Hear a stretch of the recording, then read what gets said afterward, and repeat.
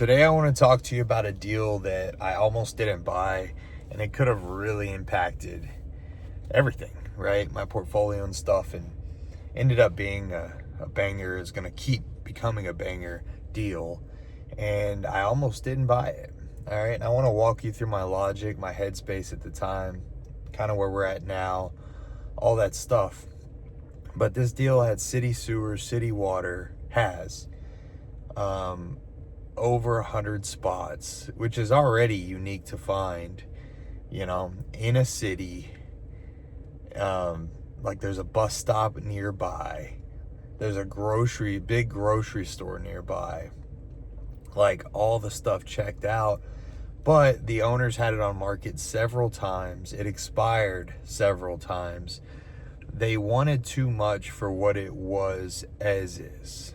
All right, I think they wanted like $2 million, went down to 1.8, and then I ended up getting them at a lease option at 1.6, which still didn't make sense for what they were bringing in at the time. But I did a lease option because I said, well, look, I can break even every month while I try to add units. All right, and if I can get it to be worth 1.6 at a 10 cap, I'll go ahead and execute my option and buy it, right? So that was my logic. And I get through this lease option to the extension period after a year, and I hadn't made a ton of headway on expansion because there was just a lot of problems with infrastructure, utilities, city, everything, like just so many problems.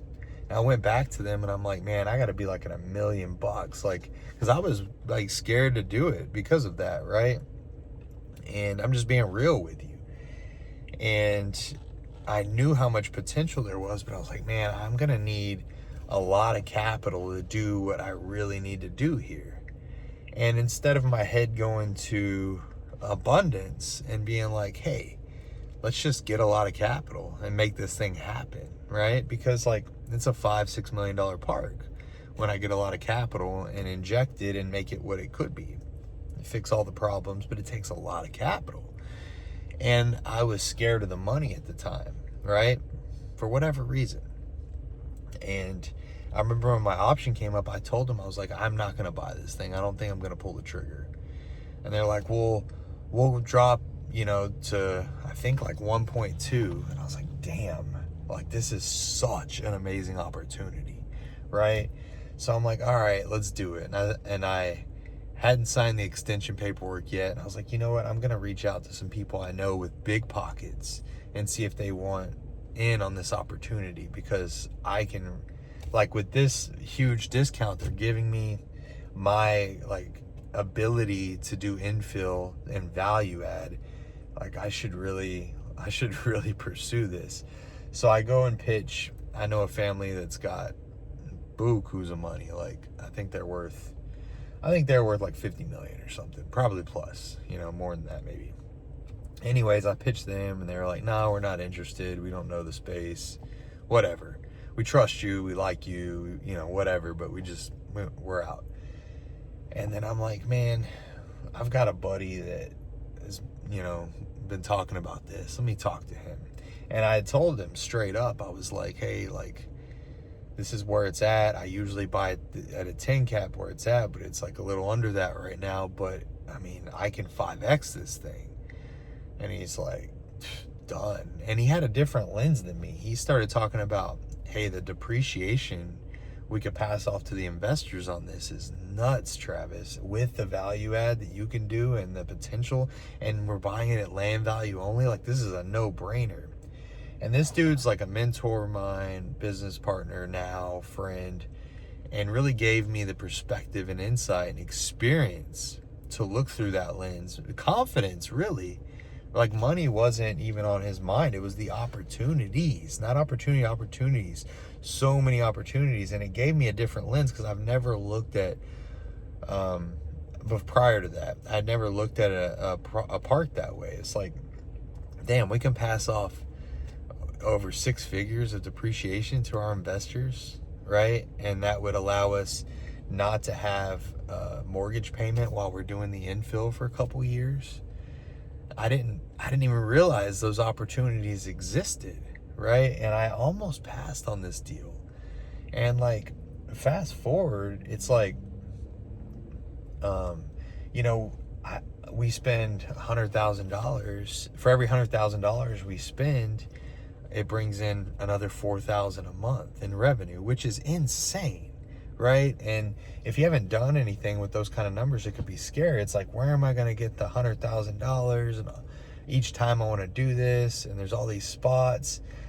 And I just urge you, well, if you're experienced, I urge you not to think that way. And I know that it might sound like faux pas to be like abundance mindset, but it's real. If you're inexperienced, I think you should just know there's possibilities, but you should partner with somebody that has been through those possibilities and has that mindset so you can work towards it. It's hard to have that mindset if you haven't been there, if you don't have like a mentor or somebody by your side to show you those strategies that are possible. And that's why I pick the partners that I do. They complete me and my operation, right? I don't just pick them for just money. It's like, and this is the deal that I almost passed on, right? I was so close. I even told the dude that I partner with, right? And I was like, I might pass. And he's like, dude, that would be insane. And now where I'm at in the project, down the road, I'm like, that would have been horrible. That would have been so stupid for me to do, right?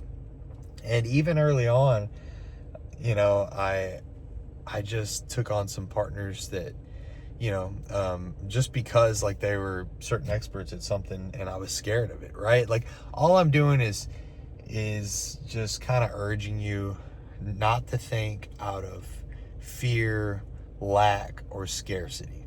So anytime that you come across a deal that you think could be good, right? Don't think out of like fear, scarcity, or lack. All right. Ask yourself, like, do I have an abundant mindset? No, not rose-colored glasses. No, not like, oh, this could shoot to the moon and be awesome. But like, really, like, is this a good opportunity? Like, put money aside. Is this a good opportunity? Could this set me up for the future? And if so, what would it take to get that opportunity, to make that flourish? And how can I lose, right? That's an abundant mindset too, if you look at it through those lenses, because you do need to manage risk first. And it's like, how do I lose? All right. If I buy it as land value, can I lose? Not really, right?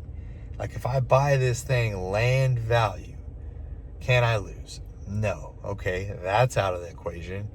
Now, how badass could this be if I actually bucked up, found the resources that I need to make this thing flourish? Badass. It could be great.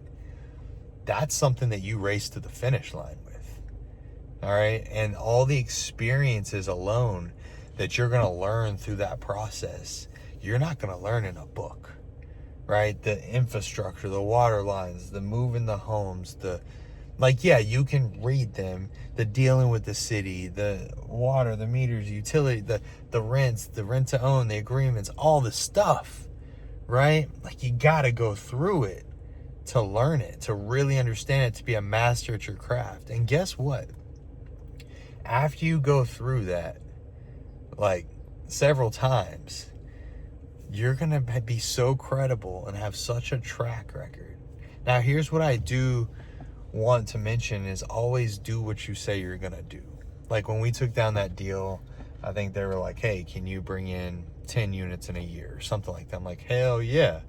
And I remember they're like, no, can you do that? I'm like, yeah, right? And I felt confident in that. So always do what you say you're gonna do.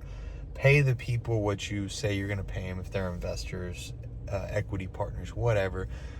Always do what you say you're gonna do. Not by embellishing, but if you know you can do it, go out there and do it. And if you want it, go out there and get it. No rose-colored glasses, all right? Remember that. Just facts, take emotions out. And if it's money you're worried about, don't be worried about that.